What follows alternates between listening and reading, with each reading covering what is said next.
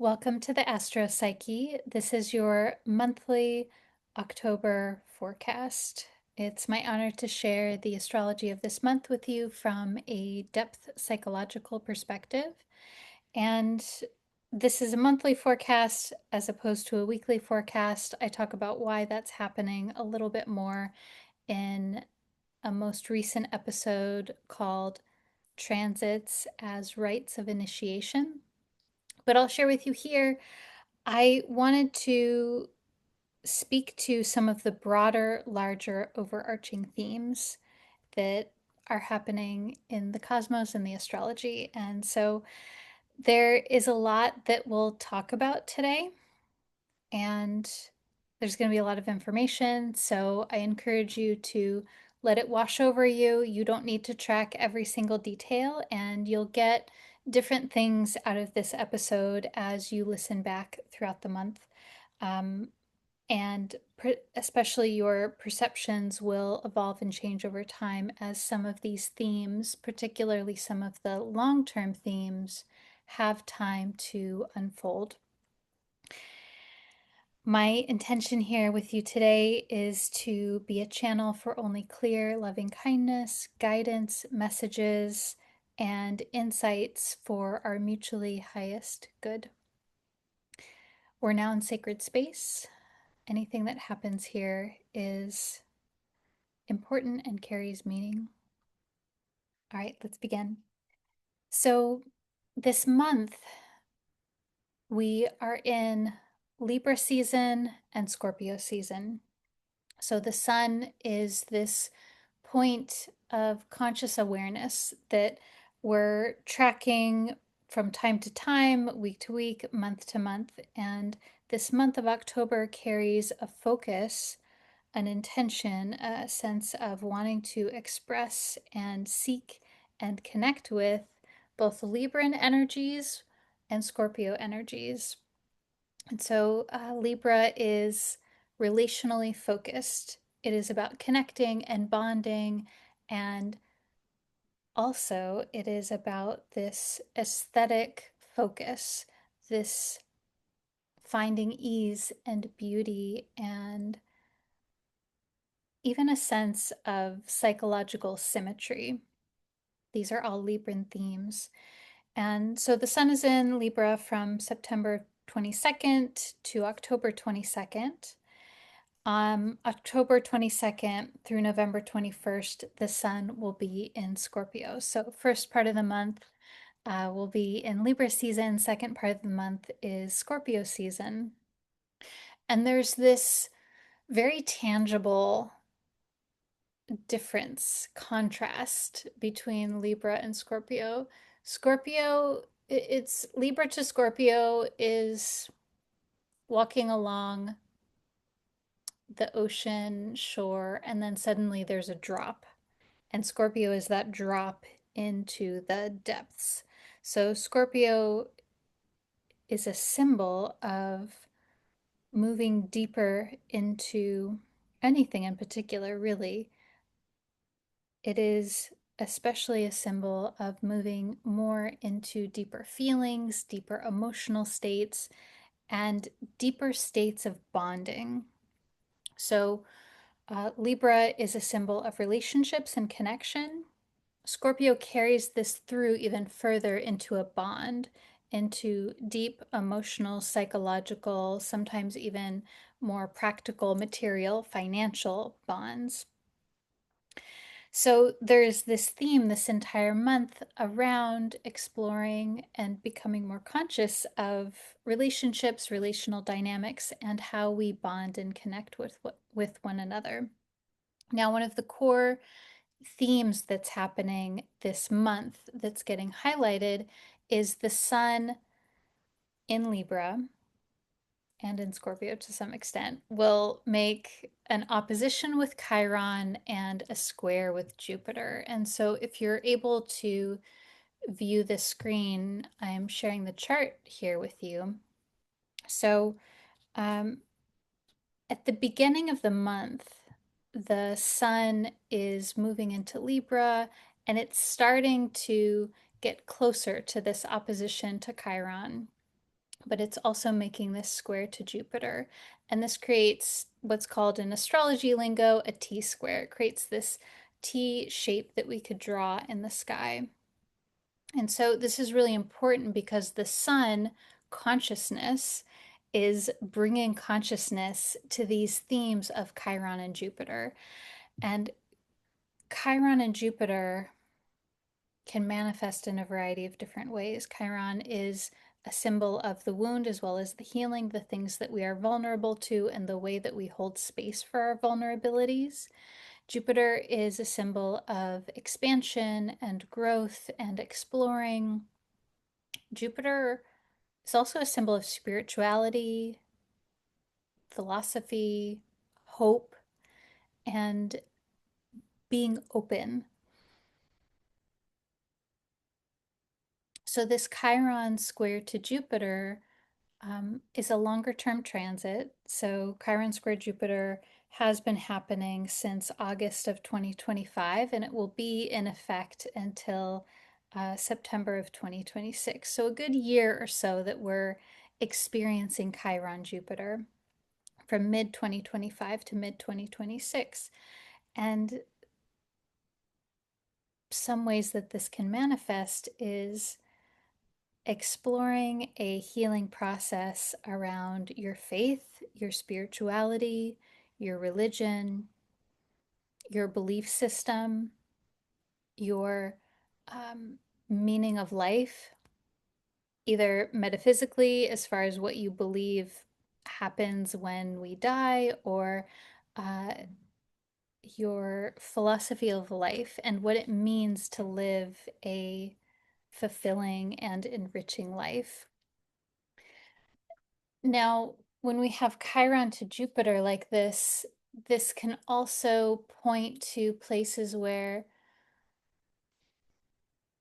we maybe feel a lack a lack of direction or a lack of meaning or a lack of hope, or the hope feels flimsy in some way. I think that's a very natural feeling to have, especially now, just in the state of the world and the way that things are happening.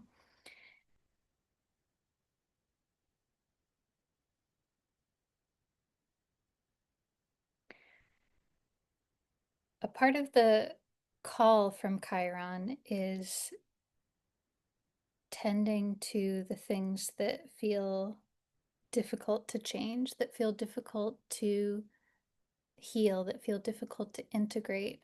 And so there's something here over this whole year around tending to your sense of meaning, faith, and spirituality. This could look like bringing more healing into your life in general, or maybe making healing a priority.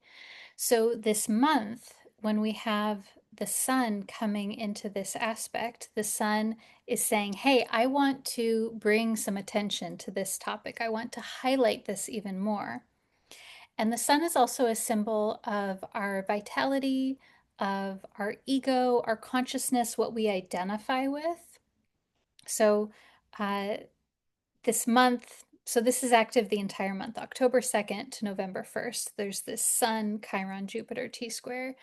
In October, there might be something here that lights up in you as far as the sun is what we identify with. So maybe realizing that there are things that you identify with around being a healer or being spiritual or having a certain kind of philosophy. There might be something new that comes forward for you here. I think that sometimes Chiron can also remind us of what we have to offer, what we have to give, and it can remind us that our voice and our energy and our offering to others is valuable and important. And there is something that we do simply by existing that can be healing to other people, whether that is in a professional capacity or not. So there's also something here around being a healing or helping presence for other folks.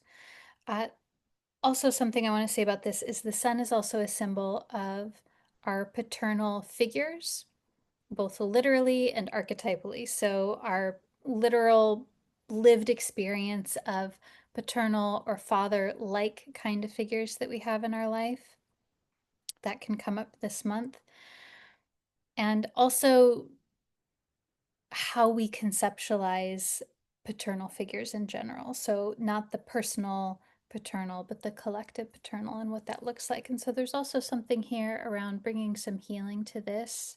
And Jupiter expands, Jupiter widens. And so, widening our capacity for how we identify with these themes and how we relate to maybe healing in the paternal line. And this month could look like becoming more aware of some of the family patterns around faith, religion, and spirituality, the things that you've inherited and how that is coming through you in your life at this point in time. Now, what's very interesting is Venus is also going to come into this equation as well. So the sun is here making this aspect to Chiron and Jupiter all month. And then as Venus comes forward into Libra, it's going to also oppose Chiron and square Jupiter. So this is happening later in the month. Venus making this T-square to Venus, Chiron, and Jupiter from October 21st until November 14th. So late October to mid-November. And Venus is our heart. It is what we love and desire. It is Venus Chiron is so connected to how we are open to giving and receiving love, romantic, platonic, and otherwise.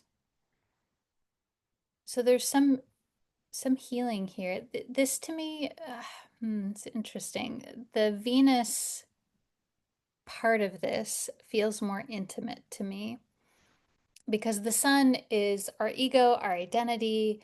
It's our more forward facing function. Whereas Venus, it's a bit more intimate, internal. It's more in the chest, the heart space rather than the head space. And so there's some potential for healing the heart here. And the way through this is actually holding space for maybe experiences where there is some hurt or there was some hurt. And then Jupiter, I really like in this position because Jupiter is bringing the capacity for having hope for a different experience and having faith in the process.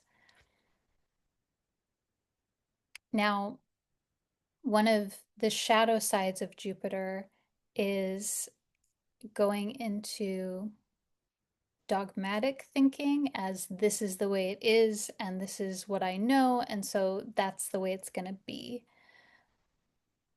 Can also be going into highly philosophical, rationalized ways of thinking.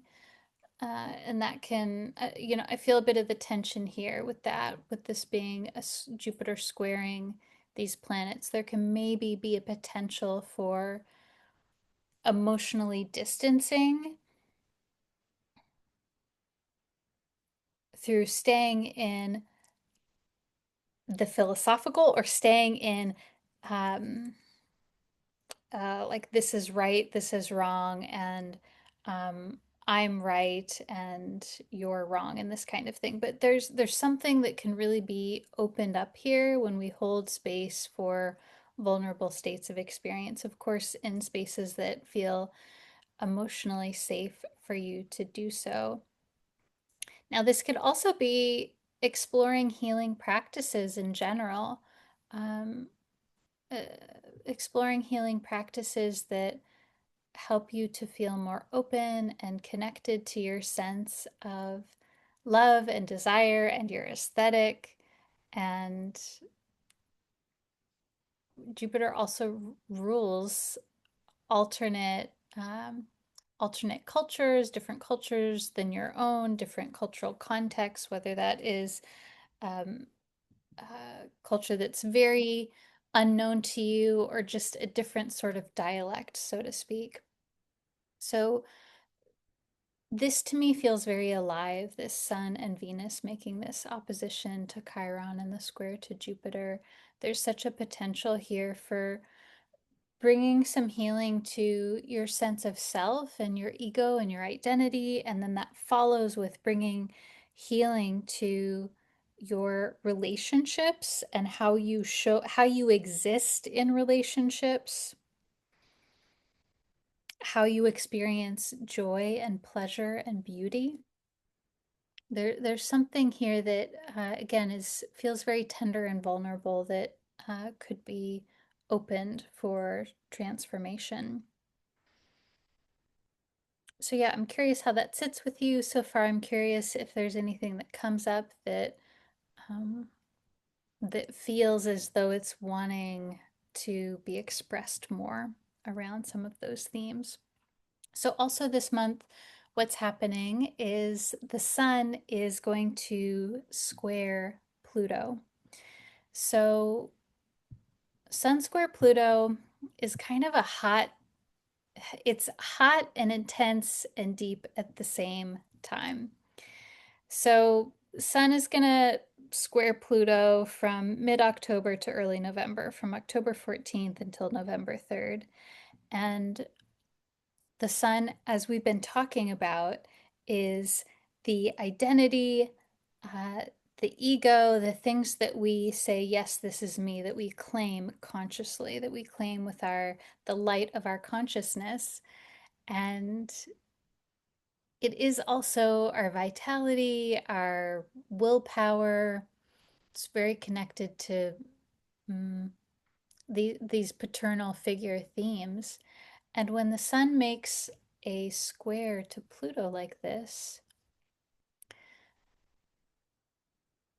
there can be a variety of different ways this is experienced. Ultimately, Pluto is about transformation. It's a it's incredibly alchemical in that it is about uh, changing the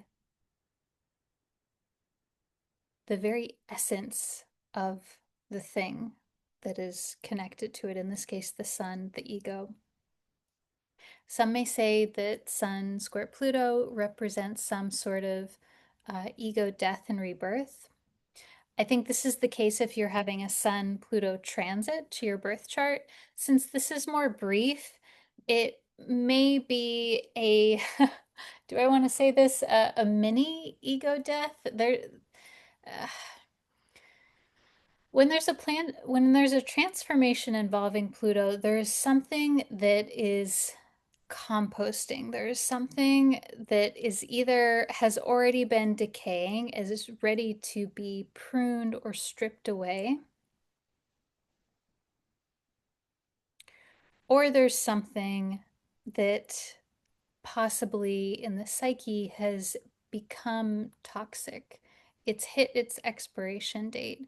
And in this case, it's around issues of the Sun, of your ego, your identity, what you hang your sense of self on. The Sun is also our sense of self with the capital S. And so there's something that's being transformed here. There is something that you identify with, or the way that you see yourself, that is going to simultaneously die and then be reborn again. And I realize that sounds a bit intense, and that's the nature of Pluto, is there's a bit of intensity there. Now, Sun Pluto can also manifest as getting activated, uh, getting triggered, triggering others. We see that a lot when there's any kind of Pluto aspect, and especially the Sun. Sun Pluto can bring up themes of power, powerlessness, control, lack of control, wanting to control. There can sometimes be uh, a defense mechanism that comes up around splitting and putting people or situations into all good or all bad. And these are ways that we cope with anxiety or with unconscious material. Pluto is Pluto can signal an eruption of unconscious material, and when there's an eruption of unconscious material, we often go to our easiest to use defenses, psychological defenses to deal with that. And so these are things like splitting, like it's all good or it's all bad, um, things like projection, things like trying to control others. These are all symptoms that there is something that we feel uncomfortable with, or there's something coming up psychically that is unconscious. And so I share this with you because I want you to know that if you're feeling really activated, if you're feeling triggered, if you find yourself having a response to a situation that is maybe uh, exaggerated, it's the response is a bit bigger, so to speak, than the situation would often invoke in you, maybe there's something that's happening here that's Sun Pluto. Maybe there is some unconscious material. We sometimes call this shadow material or a psychological complex. There's something that's rising up. And when that happens, in a way, that's actually, do I want to say that's good? I don't know. Is it good? It is. When this happens, when we get activated, this can mean a couple things. When we get activated, it can be an opportunity to bring more awareness to what's happening, and then we can bring that unconscious material into consciousness. And sometimes getting activated or getting triggered means that maybe you're in a place or a setting or a situation that is too much too fast for you, and the setting needs to change. So only you know what is right for you. Um, and yeah, there's going to be possibly some intense feelings and some getting really activated. And um, so you can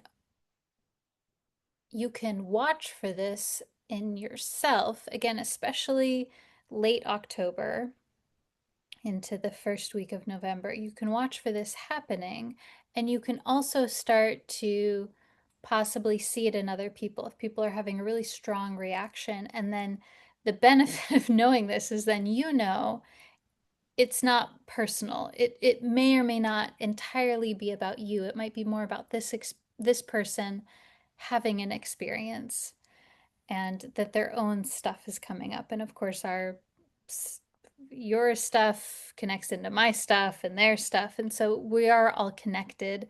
And also, Pluto tends to show these times where there is this arising, like the lava coming up through the volcano, there is this arising of unconscious material, and it tends to present in a way that can feel intense.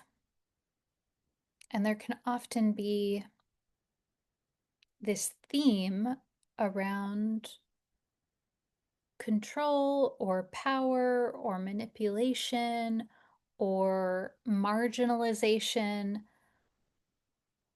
or something that has been rejected or unsaid in some way. So those are some of the themes with the sun.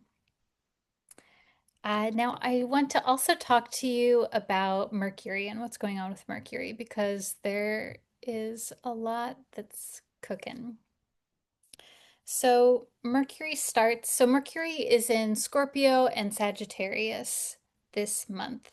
And this is really important because typically Mercury spends maybe 3 to 4 weeks in a sign, but because it's going to be retrograde in November, Mercury is going to be in Scorpio and Sagittarius for quite some time, really through the end of the year, through the end of 2026. So Mercury's in Scorpio from October 6th through October 29th, and then it'll go into Sagittarius in November.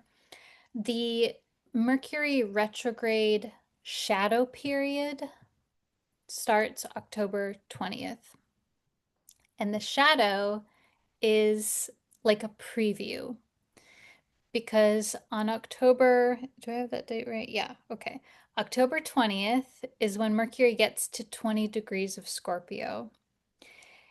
And so what's going to happen is Mercury is going to keep going forward. You're going to watch it here on the screen if you're able to. It's going to keep going forward into Sagittarius, and then it's going to station retrograde in November. We'll talk more about this in November. Uh, and it's going to station, it's going to go back through Sagittarius, back into Scorpio, and then it will station direct at 20 degrees of Scorpio.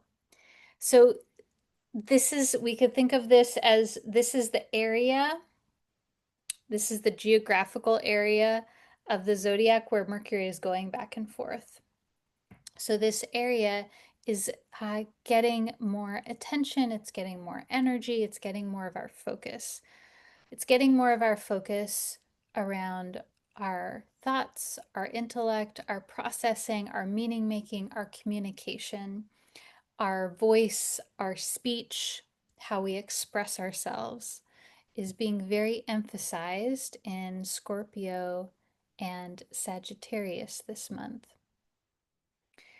Let's see. So, other things I want to tell you about this that's very important with this Mercury retrograde that's already starting this month in October is that Mercury will make a conjunction to Mars here. So, in October, they're already very close in Scorpio.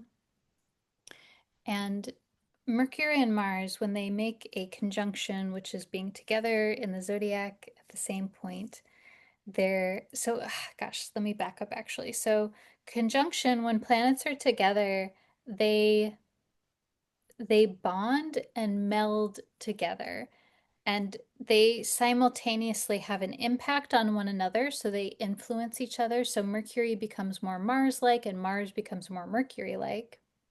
And also, because they are together, there's this mixing. There's this almost a third energy that gets created so that we can't really entirely separate them. So whenever during this period where Mercury and Mars are conjunct, which is essentially October, this October 2025, this month that you and I are here, through to February of 2026.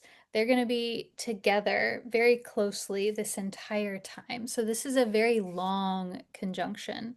Typically, it's like a week, two, maybe. So this is really important. And we could look at this as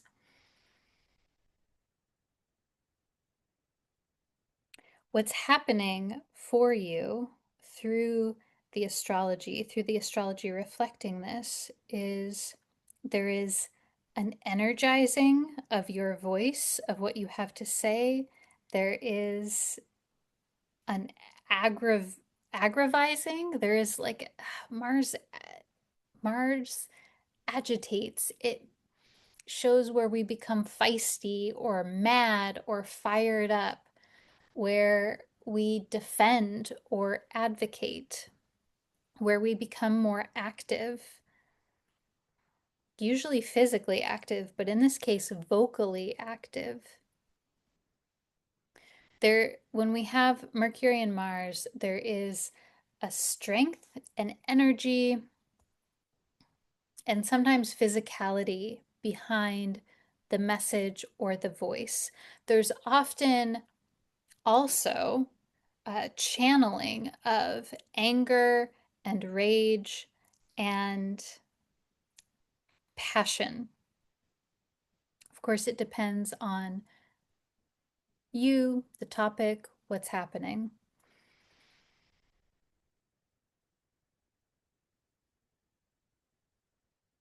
Now, that's a bit more of Mars to Mercury. In contrast, Mercury bringing itself to Mars and having an impact on Mars, there is a contemplation around our physicality, a contemplation and thinking about our actions, thinking about our advocacy, thinking about how we stand up for ourselves or for others, thinking about our boundaries, using our voice to, or our speech or our communication to enact advocacy or boundaries.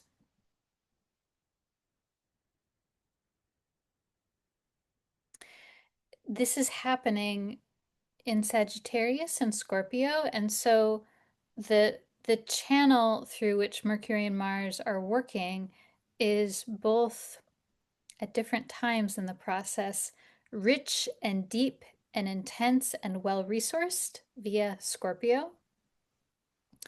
And then in Sagittarius, there is this excitement and openness and wanting to explore all of the possibilities.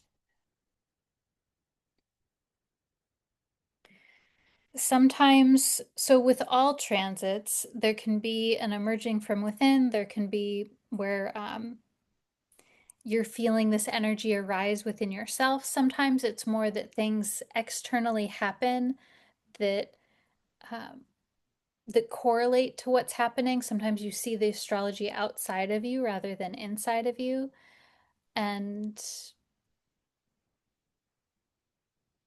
sometimes the external happenings are invoking a feeling inside of you.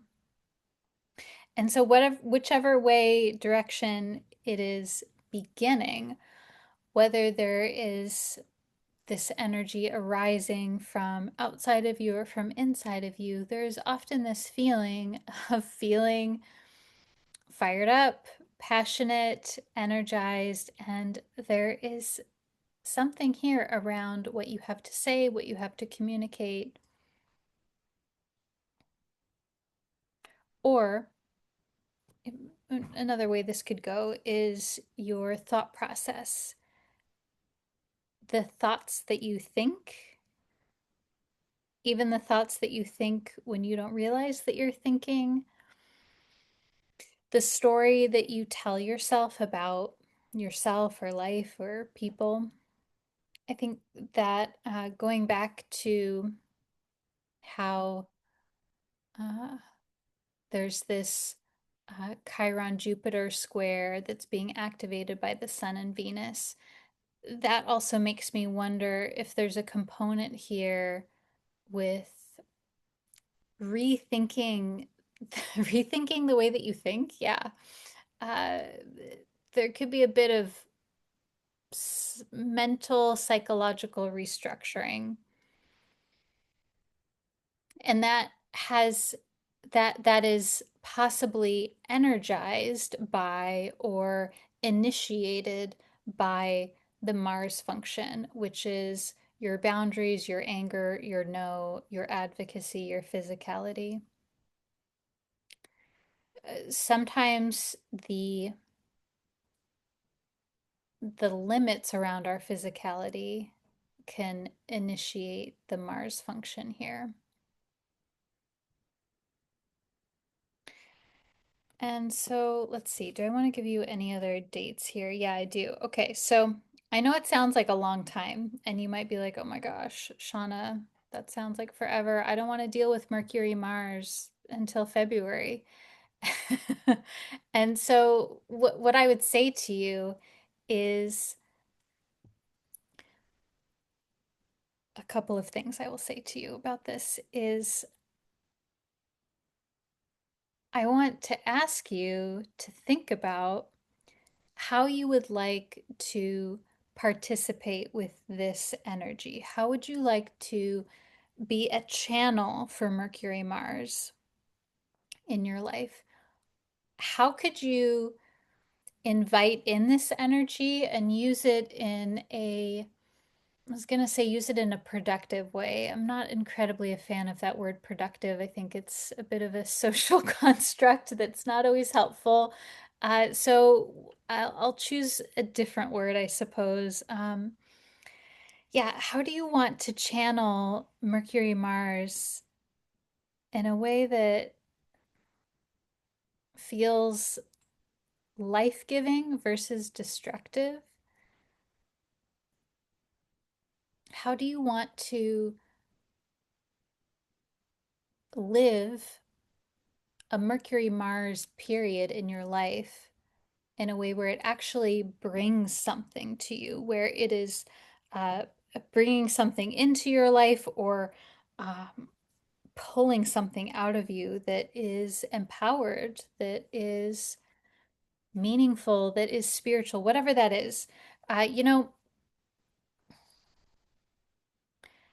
a great way, I'm just thinking out loud here, a great way to work with Mars is through doing some sort of physical activity or some sort of rigorous activity.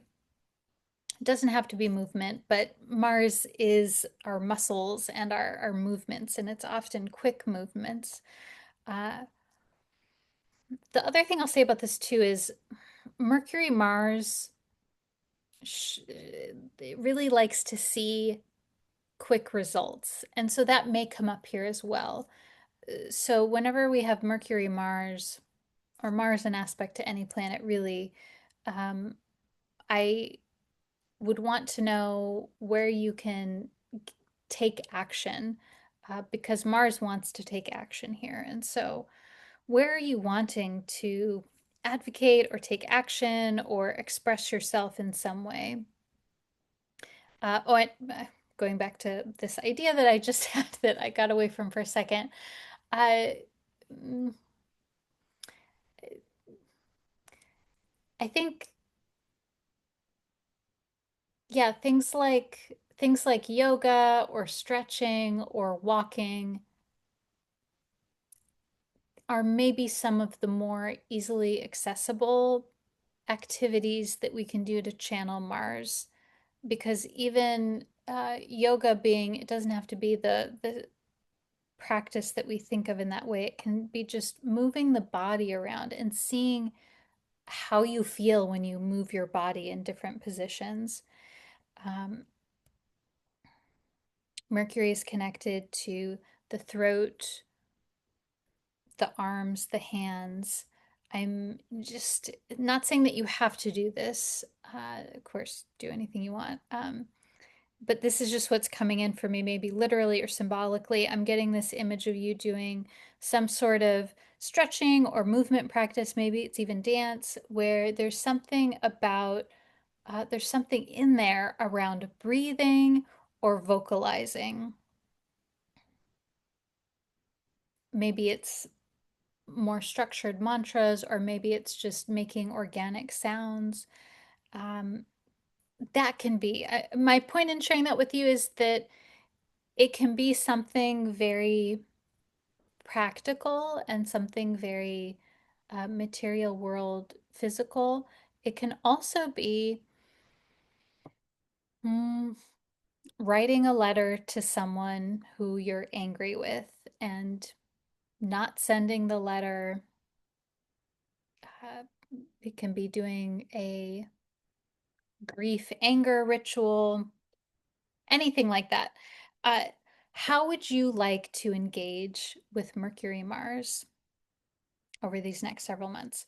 Now, there's varying levels of intensity with this. So again, this entire period is from the beginning of October until February 3rd of 2026.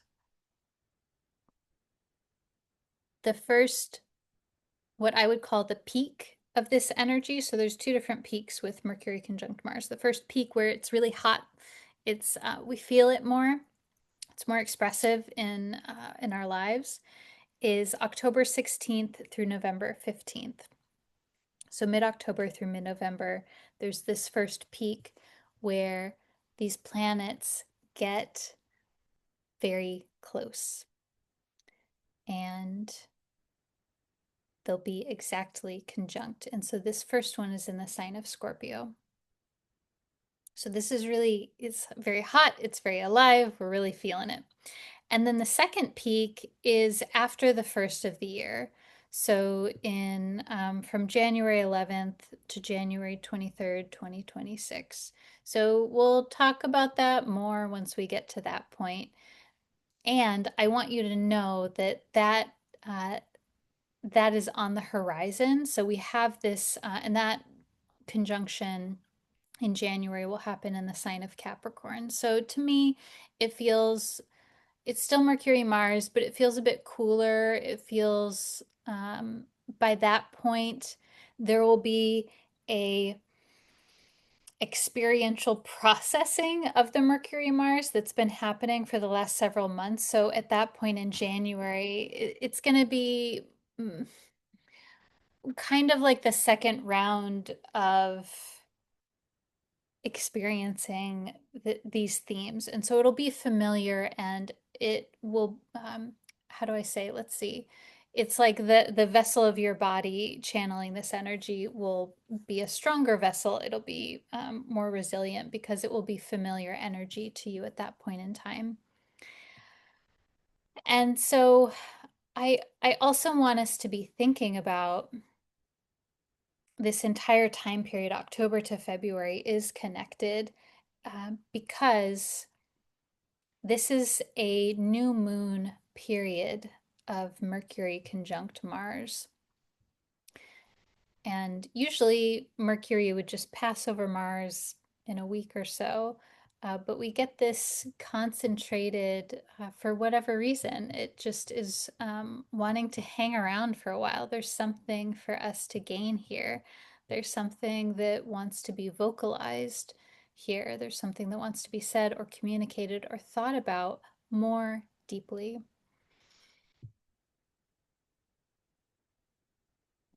So, anytime there is a conjunction of any planet, it is a new moon phase. It's this new beginning. So, we can also think of this Mercury Mars conjunction that's happening October through February as the planting of seeds, as the planting of seeds that will continue to grow for the next year until Mercury comes back to a conjunction with Mars about a year from now. And yeah, there's a planting of seeds around your voice, your communication, your thought process, and how you advocate or set boundaries or express your anger in some way.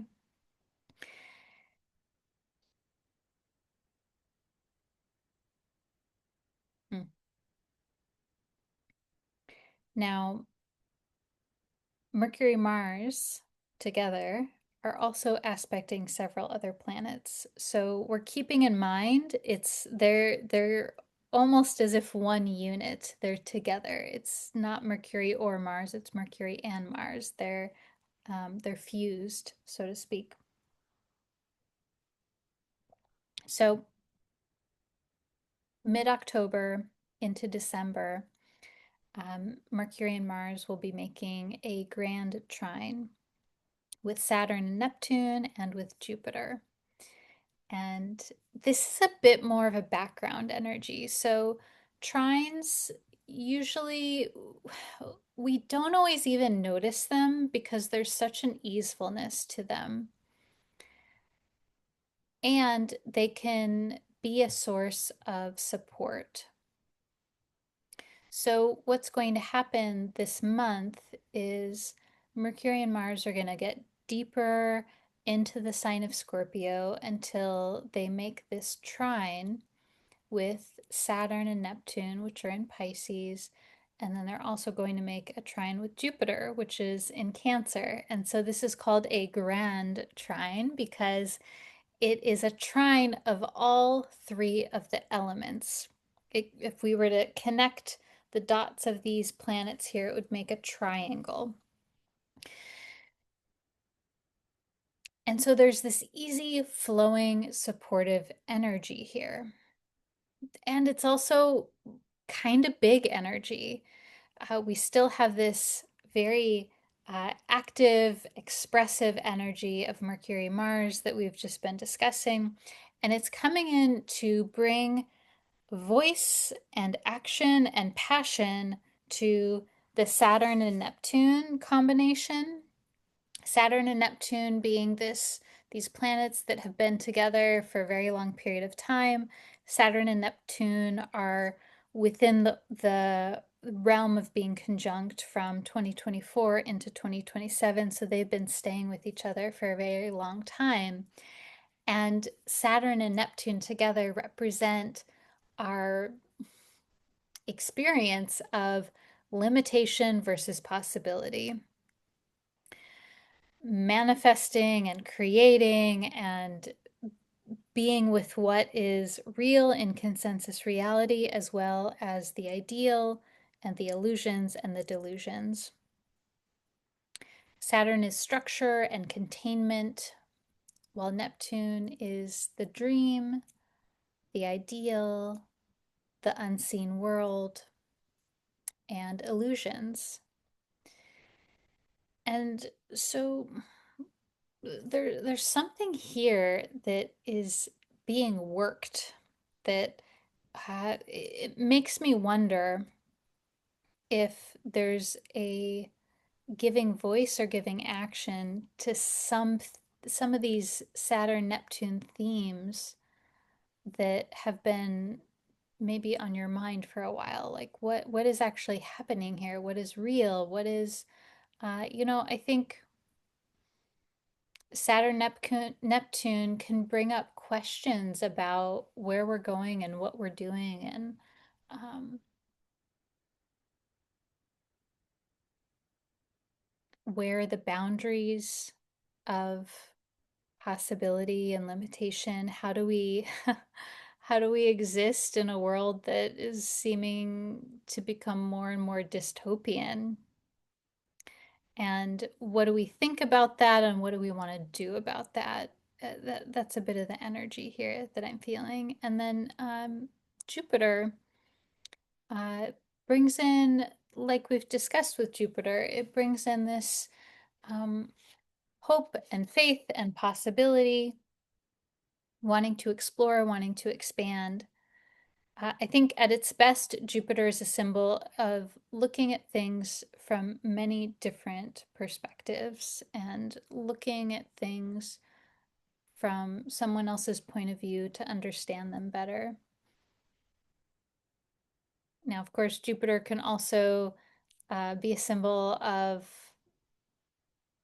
taking on more than one can digest in a moment, and I think that's certainly possible here. So there's something here around giving voice and giving action to some of these broader collective themes.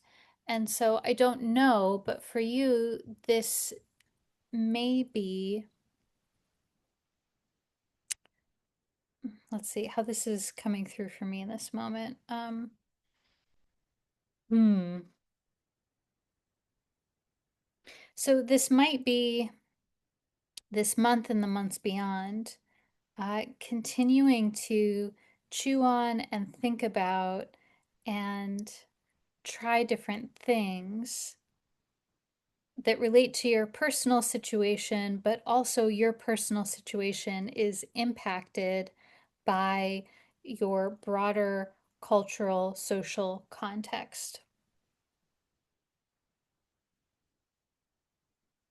So there might be some, and again, we'll talk more about Mercury retrograde in November, But that's also, we're paving the way for that this month, um, especially October 20th forward. We're going into that shadow period of Mercury retrograde.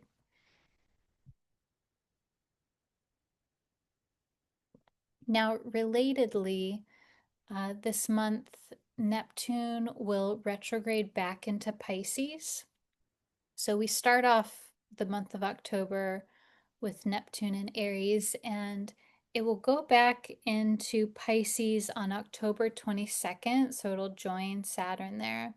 And this is its last dip back in to Pisces for the next 14 or 15 years. So um, Neptune will be here in Pisces from October 22nd until January 26th of 2026. So it's going to be back here for a little bit. It's not going to go super far. It's going to stay at 29 degrees of Pisces, which is the last degree. So it's just barely going back. But that's just something to keep in mind. And eventually next year, both Saturn and Neptune will move fully forward into the sign of Aries. Now, I want to come back to Venus here and talk a little bit about, or do I want to talk about Venus? Let's see. Hmm. Yeah, I want to talk a little bit about Venus because that's going to lead us into some other transits here.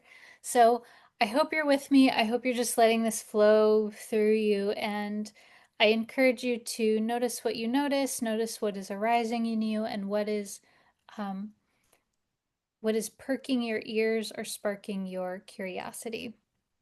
So uh, this month, Venus is always really close to the sun. It never gets more than a couple of signs away. And so this month, Venus is in Libra, and then it'll move into, or sorry, this month, Venus is in Virgo and then Libra. So Venus is in Virgo from September 19th until October 13th. And it'll move into Libra October 13th, and it'll be there until November 6th. So Venus is our our heart, our relational focus, what we love, what we enjoy. Wherever Venus goes, there is a quality of wanting to connect, and also Venus helps to smooth things over. So there's this healing balm that Venus tends to bring with it. Now, one of the aspects involving Venus this month is that it will be opposite this Saturn Neptune conjunction that we've just been talking about. So, Venus opposite Saturn and Neptune can bring up a couple of different things. It's very much about relationships and interpersonal dynamics. Can also be about your sense of beauty and aesthetics, and if it's not interpersonal, maybe it's more about how you feel attractive, alluring, what you find attractive and alluring, and maybe sorting out some of those things. Whenever we have, over these years, from 2024 to 2027, whenever we have a planet that's coming into aspect with Saturn and Neptune, there's this paradox and conundrum around what is real, what is the limitation, what is the commitment, what is the devotion. These are all Saturn themes, in contrast to what's the vision, what's the ideal, what would, if it was perfect, what would it be, and also what's possible, and where are some of the limits or restrictions, the Saturnian qualities, where are those actually an illusion? So this could come up this month. So this Venus opposite Saturn and Neptune is really in effect the whole entire month of October. It starts to dissipate October 24th. And there's this potential for reimagining the commitments that you have, reimagining the structure of your relationship, and possibly also, mm, yeah, okay, possibly also removing the idealized veil of illusion. So I think this can happen in newer relationships as well as existing relationships where a part of the way that I'm seeing this for you is um, it can also bring to light where maybe there's something in a relationship, or maybe even it's not an individual relationship, maybe it's the way that you connect with people. There's a potential for also revealing where maybe you're idealizing or seeing someone or something in an idealized way, that sheen is moved. And sometimes that can be devastating, sometimes it can be more connecting, sometimes a bit of both. And so there's this potential for getting into the realness of things. And Neptune is also about merging and deep connection. So there's also this potential for that there as well. Now, Venus is also doing some other things here. So Venus is going to make a grand trine of its own because it's going to trine Uranus and Pluto. So this grand trine is when all three of the elements are in aspect to one another. In this case, it's air. So we have Libra, we have Gemini, and we have Aquarius. And this trine, I like even more than the other one. It feels more invigorating to me. So we've been talking about what Venus is, this relational quality, the qualities of beauty and what we value, what we enjoy. Venus to Uranus is symbolized by um, awakening, unburdening. Uranus is a symbol of diverging, and it can often be experienced as waking up to what you find enjoyable or pleasurable, or saying, you know what, this way that maybe I show up in relationship, I want to change that. And it often is very instant and unexpected. There's a creativity and a delight when we have Venus Uranus. So I really like this for you. I think that it balances out some of the more heavy energy that is active this month.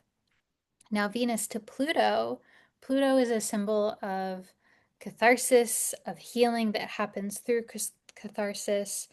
Um, it's about the the mysteries being revealed, the unknown being revealed. When we have Venus, Pluto, especially, there can be a healing of states of shame where um, shame or guilt or feelings of smallness can get some light and some air and some love. And Venus is also, while it's doing this, it's actually um, activating and bringing more attention to this ongoing Uranus trine Pluto aspect, which is happening um, for a long time from 2021 into 2032. So these planets move very slow. And it's a trine, so it's more subtle, but there is something here around this Uranus being innovation and being unconventional and changing things, and Pluto being the process of uh, death and rebirth, this metaphorical death and rebirth. And so there's also something here around renewing and energizing your heart, your love, your capacity for being open and available in relationships, for being connected in relationships.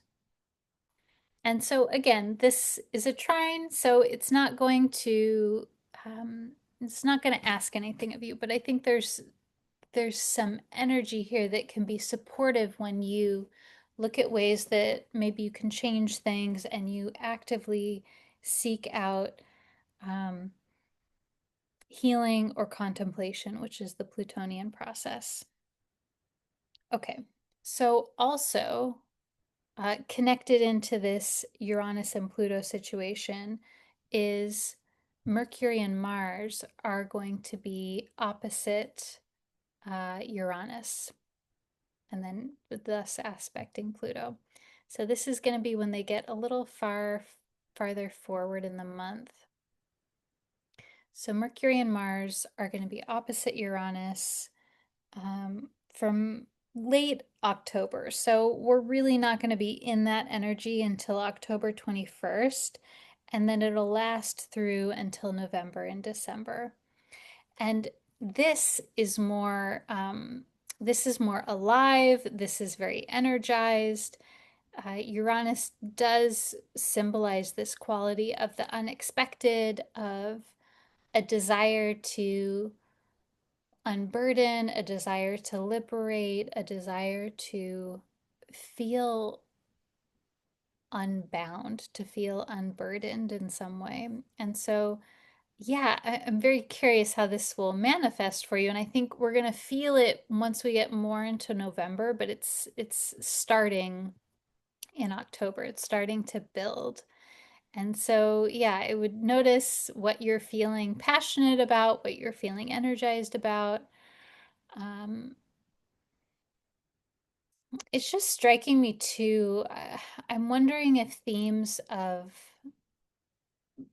personal boundaries and personal self, how you take care of yourself, are going to be coming up a lot this month. And I'm saying that because the Mercury, Mars, and also there's something here about Chiron square Jupiter to me that makes me wonder if there's some healing around finding containment, because Jupiter just typically the Jupiter function is to just keep expanding and taking on more and allowing more.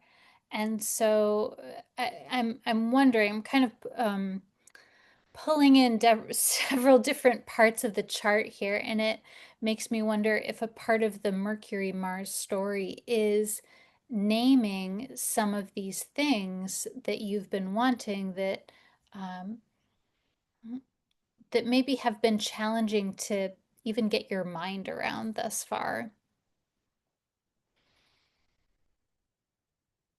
Okay, so last part here, I want to go into the lunations that are happening here. And so we have, let's see, so I'm going to go into these with you one at a time. So we had our full moon on October 6th, full moon in Aries, and um, that to me felt like a big energy. I think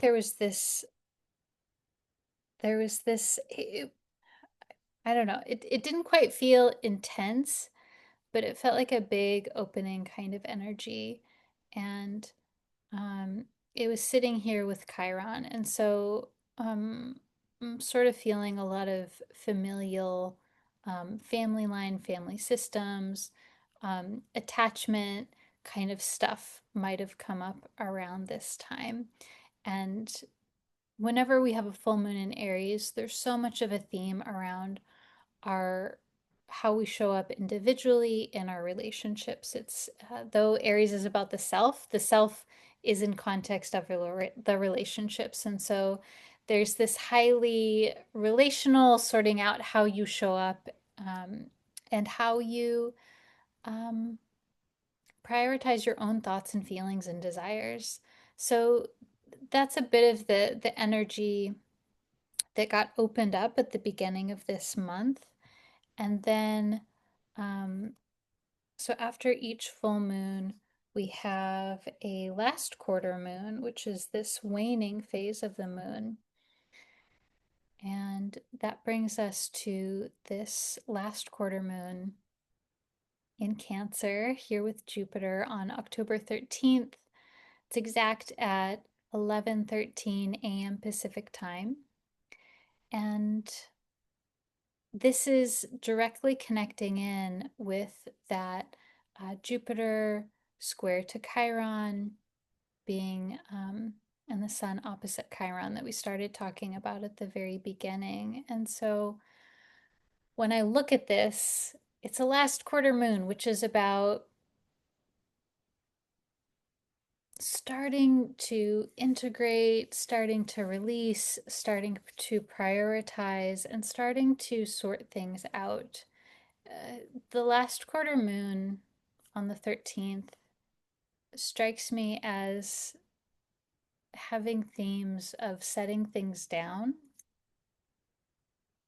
and sometimes the last quarter moon is known as a crisis of consciousness, and that we start to wonder, what am I doing? I cannot continue with this. And there can, because it is a square, so there's a bit of some tension there. So there could be this decision to set some things down.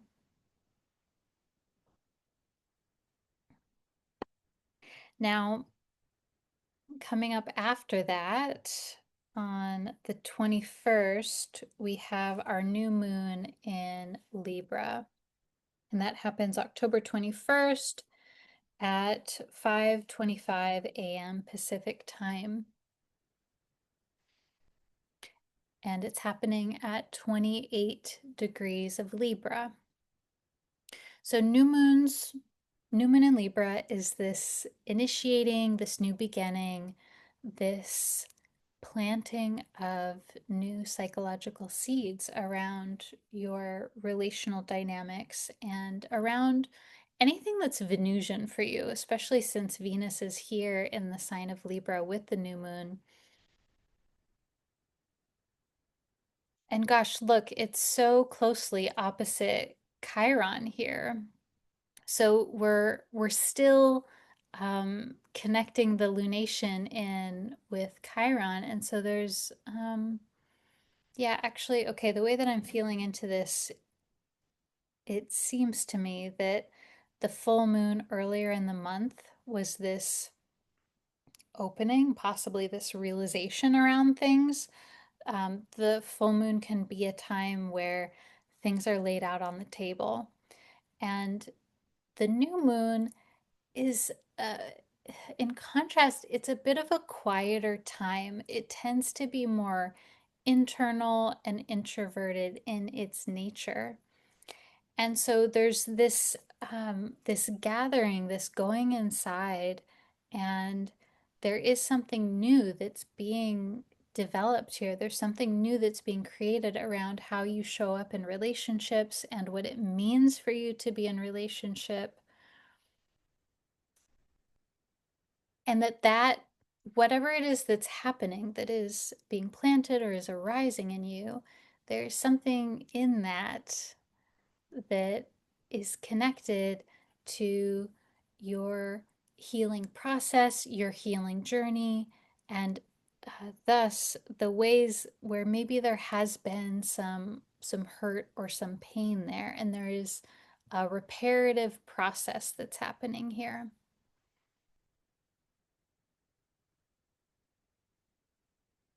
And so I'm curious what comes up there for you, what you think might be happening here, if there's any sort of inkling. Sometimes with the new moon, we don't really know until we get a little space from it because it is the dark of the moon. There is an unknown quality to it we can't see just yet.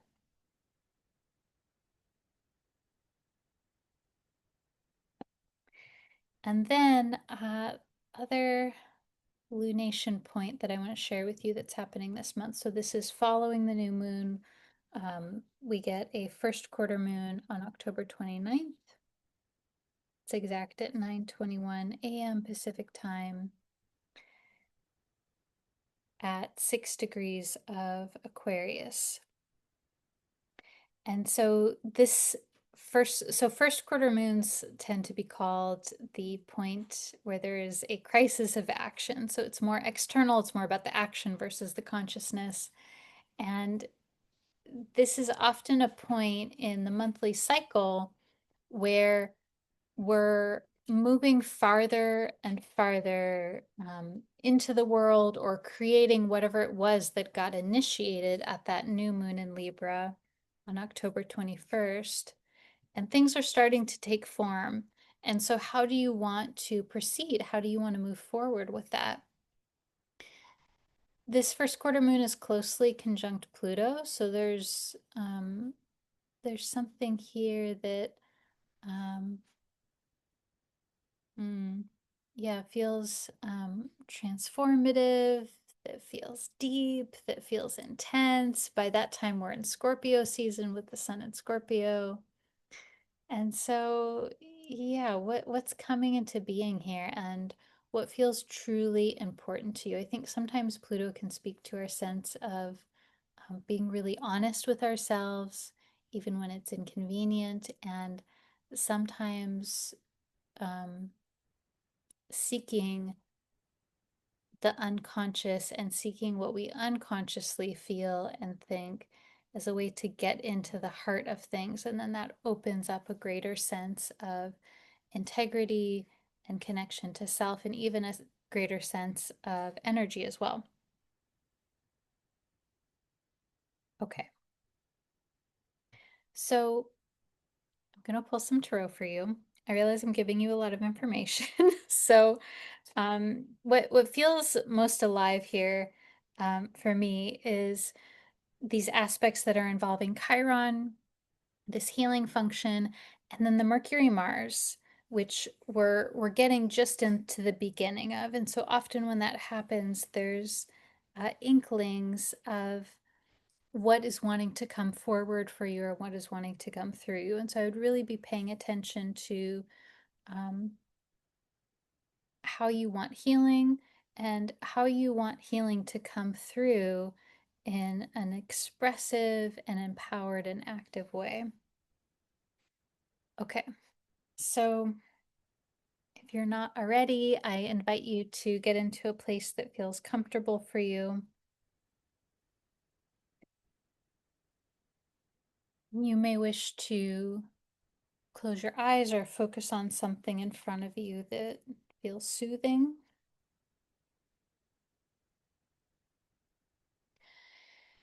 And wherever you are, and you can be still, you could be moving around, whatever feels good for you right now, whatever you're doing, imagine that there are tree roots growing from your seat or from your feet down into the ground. And these tree roots anchor you into the earth, anchor you into the very center of the earth, where there is this beautiful golden light that runs up through your roots, all the way up through your body, out through the top of your head, and encircles you in this beautiful golden light.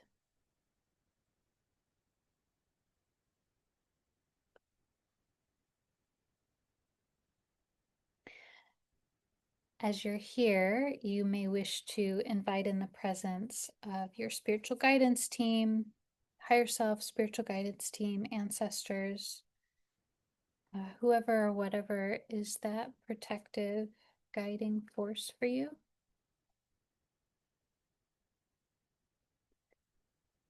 Ask that they are here with you to protect you, to help you and to communicate with you in a way that you can easily understand right now.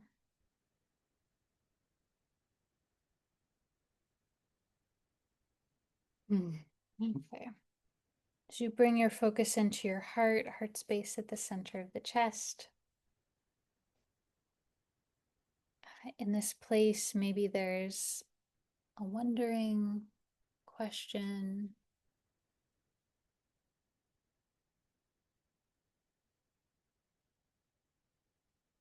And if you like, you can pick a card between number between 1 and 3, and that card will be special to you.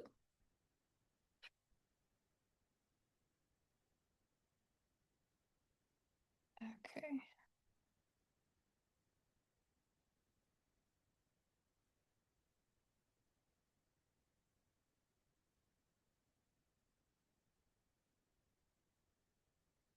So first card here is the Sun card. And the sun tends to come up when we've been going through a difficult time and we're getting on the other side of it. The sun in Tarot is a symbol of release, of walking into the sunshine after we've been in the darkness, after we've been feeling locked away for a long time. It can be a symbol of hope and optimism and even self confidence. Uh, Sun is also one of the cards that is very much associated with healing. Now, I did pull this card reversed. So, that to me, I mean, you make your own assessment of it, but that to me, I think that's saying there is some active healing that's happening this month. And we don't know exactly what all of it is because it hasn't happened yet. So, it's in progress. I'm always really struck. This deck is the deck I usually use. What's it called? The Tarot of Spells and Potions. In this deck, the person is inside and they're gazing longingly outside the window, and so there's also this, like, yeah, really wanting to get into that sunshine. I feel the draw for that there. And if this is your card, um, yeah, I would encourage you to look at maybe. Hmm. Yeah, what around the sun, your vitality, sun is also very connected to confidence and feeling worthy.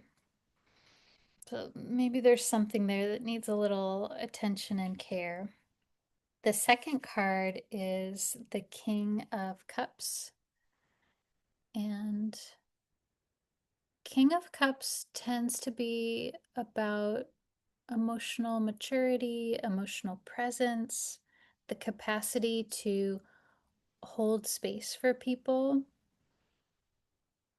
the capacity to hold deep feelings.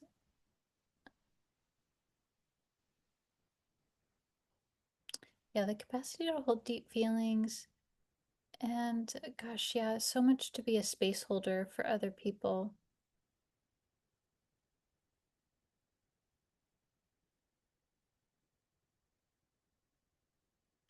King of Cups is a symbol of holding space for your own emotions and navigating um, the the emotional maturity process that we are going through over a lifetime, that happens over a lifetime, that becomes more and more nuanced over time. There's something here around cultivating.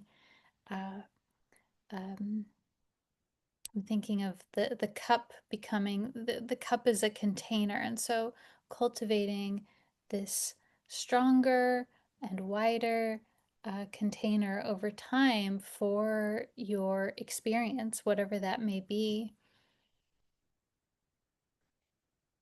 Do I want to say more about this?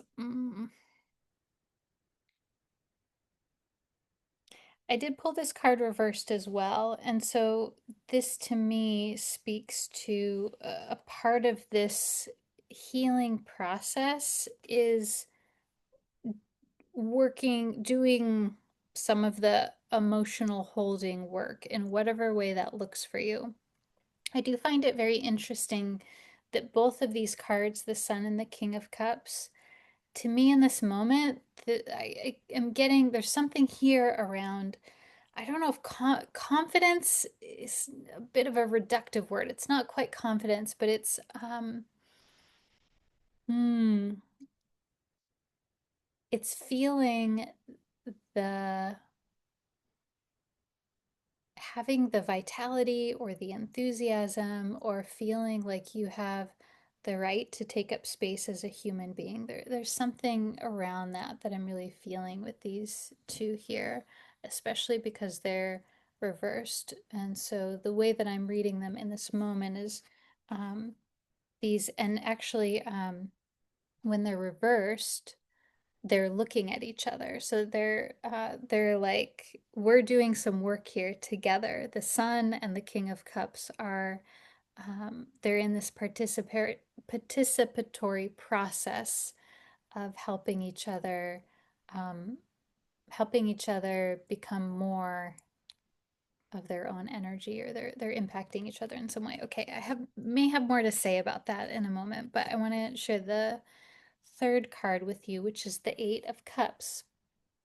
So I'm feeling it's sort of the Sun and the King of Cups. Those feel very bonded to me. They feel like they're doing some work together here. And then the Eight of Cups feels like sort of this separate sort of energy for some reason. Now, Eight of Cups in the Tarot tends to denote where we're regretfully leaving a situation, where there is a walking away or leaving behind something that you really wanted to work out, but it just isn't or doesn't. And um, there's often a theme around leaving one situation or way of being to choose what does actually feel right for you.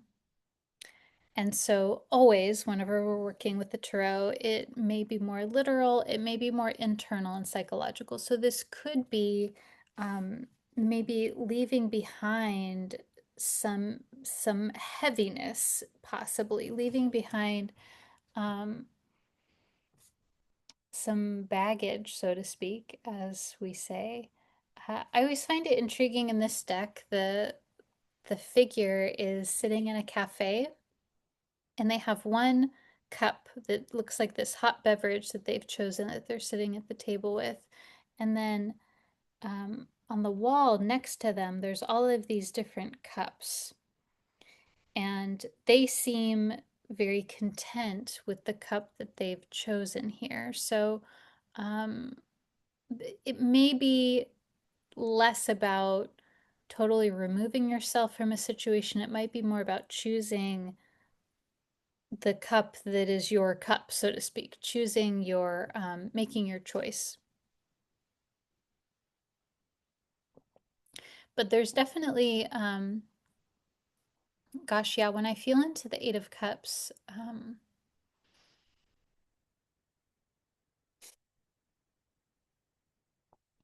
there's sometimes some,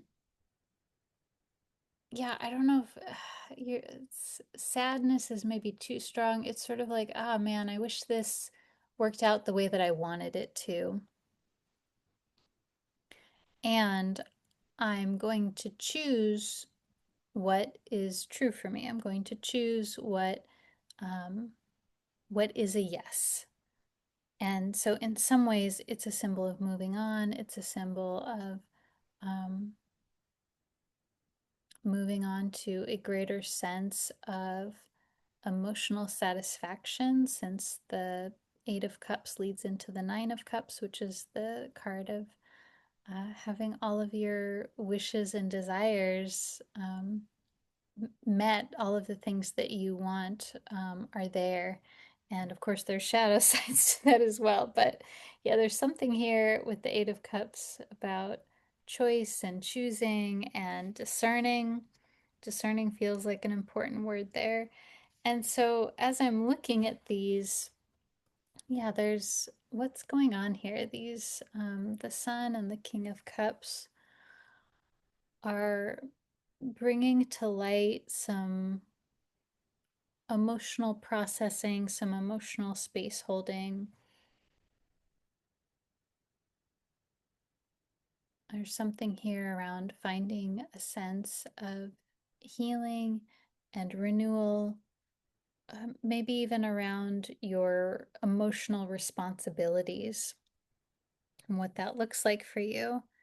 And then there's, through that process, there is a sense of clarity on maybe a choice, maybe a movement, maybe a feeling. There's something that gets clarified in that process. So the first two are this, where we're not really sure what's going on, but there's definitely something more concrete that arises from that. All right, that is what I see here for you today. Thank you so much for being here with me today. It's been an honor for me to share this time with you, to share this monthly forecast with you. I hope that you like it.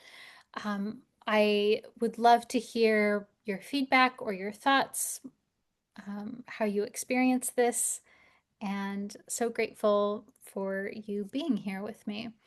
You can find out more about me and my work on my website, theastropsyche.com. Until next time, take good care.